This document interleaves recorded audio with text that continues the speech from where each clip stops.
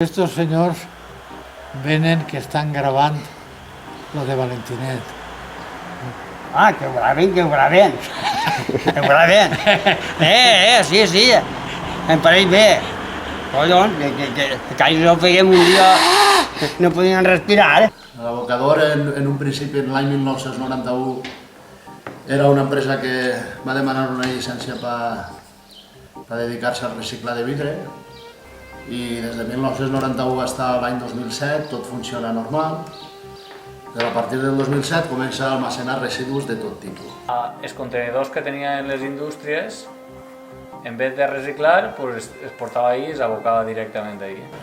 En teoria, després ell hauria d'haver anat, l'empresa hauria d'haver anat a un abocador legal i haver-ho depositat allí, però no.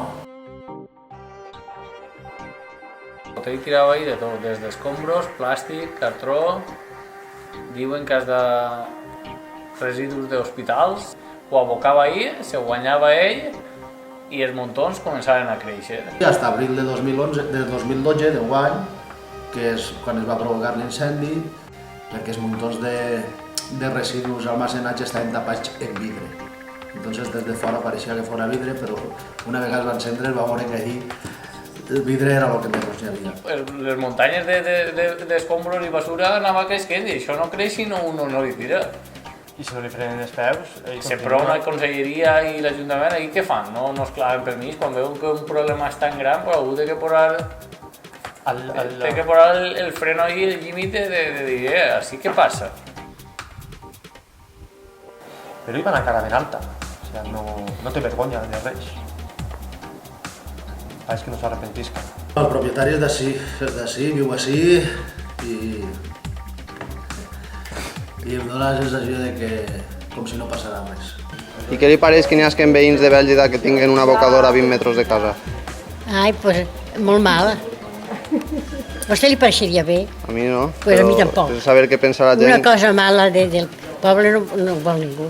Està provocant unes condicions d'insalubritat, sobretot a les cases més pròximes, perquè en veritat l'abocador està a escassos 20 metres de les primeres cases del poble. Però això d'ahí baix ja no els preocupa, es llava les mans, ja no van ells. En canvi, sí que pot continuar una altra activitat, o sigui, una altra empresa, en un altre poble, en nous mitjos, en nous camions, continuar en el seu nivell de vida.